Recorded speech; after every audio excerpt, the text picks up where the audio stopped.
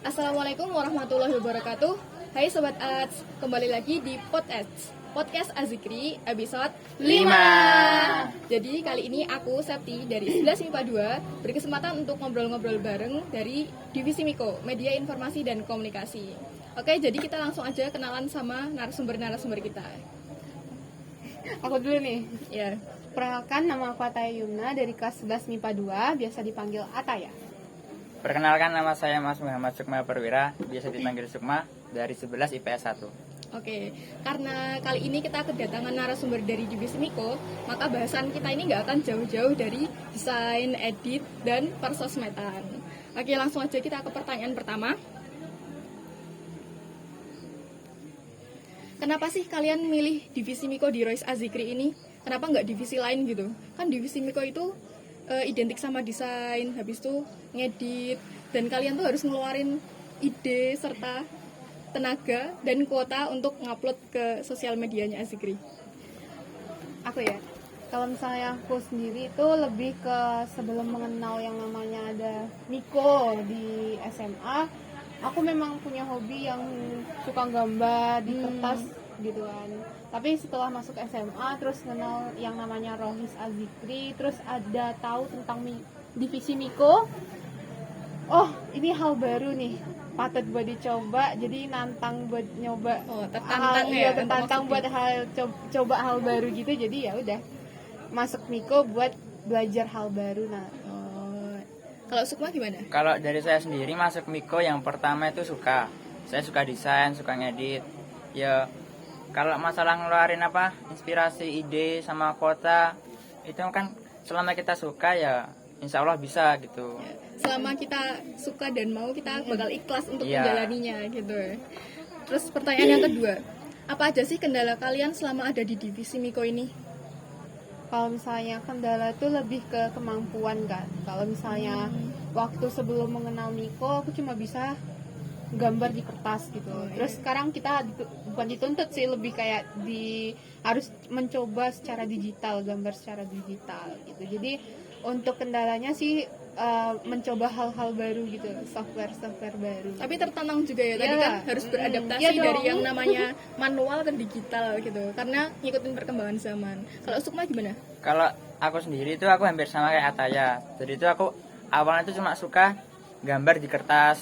Nah, pas masuk SMA, nah aku tuh pengen mengembangin bakat yang aku punya. Nah, dengar tuh di Rosa ada divisi Miko. Nah, aku pengen coba masuk pas itu. Aku masuk pengen ketemu orang-orang yang suka desain juga, pengen banyak belajar. Nah, tapi itu juga tantangan sebenarnya, soalnya aku yang awalnya cuma suka gambar di kertas, ditantang untuk bisa desain yang digital. Iya, Nah, tertantang ya. Buat belajar hal baru tuh tertantang gitu. Ya, mantap sih ini. Semangatnya salut aku.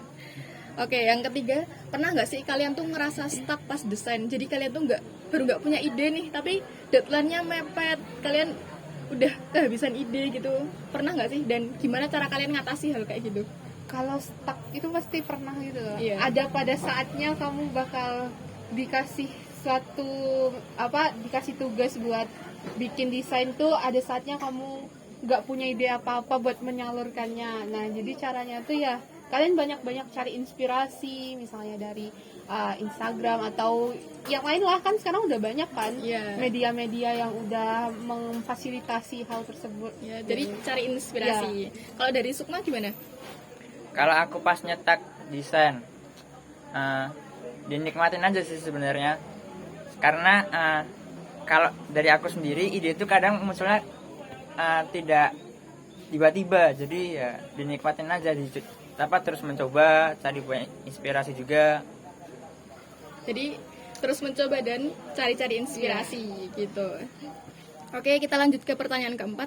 Menurut kalian, peranan Miko di dakwah Islam ini tuh apa aja sih? Kalau dakwah itu kan bisa bermacam-macam kan caranya. Misalnya kalau misalnya ustazah itu tuh dakwahnya melalui lisan gitu. Kalau misalnya ustazah itu kan pasti punya ilmu atau landasan yang udah sesuai lah gitu. Kalau misalnya kita ngambil inspirasi dari dakwah lisannya, itu bisa kita buat tuangkan ke visual gitu Iya. kan. Jadi ya peran Miko tuh bisa dakwah melalui visual. Jadi bukan hanya lewat lisan atau tulisan. tulisan. Jadi membuat inovasi yang Iya. baru gitu dalam dakwah Islam. Terus kalau menurut Sukma? Peran Miko dalam dakwah Islam sebagai menampung orang-orang yang kayak kita yang suka seni desain itu bisa berdakwah juga walaupun tidak harus pandai berbicara. Ya benar Iya. banget ini. soalnya kadang orang yang pandai berbicara lewat tulisan kadang dia nggak pandai buat menyampaikan lewat tulisan. Iya. Dan kebalikannya loh, banyak Iya. banget kan yang mungkin dia pandai menyampaikan lewat tulisan tapi nggak pinter buat menyampaikan lewat lisan Lisan gitu gitu, kan. kayak Jadi gambar juga ya. Jadi setiap orang tuh kayak punya kemampuan masing-masing, Bener terutama buat nyampein dakwah. Iya kayak gitu. Terus pertanyaan terakhir, menurut kalian tuh punya saran nggak sih dan tips-tips buat mereka para pemula yang baru aja kayak nyemplung ke dunia desain digital ini? Kalau saran dari aku sih jangan lelah buat belajar gitu, jangan langsung kayak stuck tadi langsung nyerah gitu, jangan nyerah. Pokoknya cari aja inspirasi, jangan insecure. Mungkin kalau misalnya karya visual digital kita emang nggak sebagus yang udah Orang lain orang punya, pro gitu iya. kan. Tapi ya berproses aja gitu. Berproses aja bagus. Tips dan saran dari aku, kalau kalian nyemplung ke dunia desain digital itu banyakin mencoba, terus cari-cari banyak inspirasi, terus juga cari seseorang buat menjadi idola gitu loh. Iya. Oh iya dalam desain gambarnya gitu ya.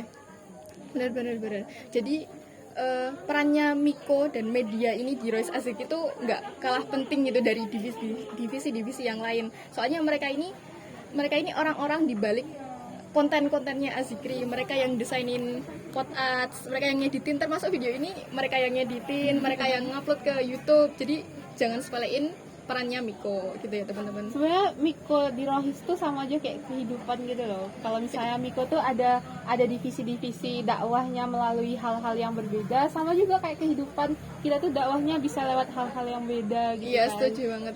Jadi kita tuh nggak dituntut untuk bisa melakukan semua hal, tapi kita dituntut untuk memaksimalkan passion apa yang Ya, kita benar. punya dan digunakan di jalan Allah Subhanahu Wa Taala. Jadi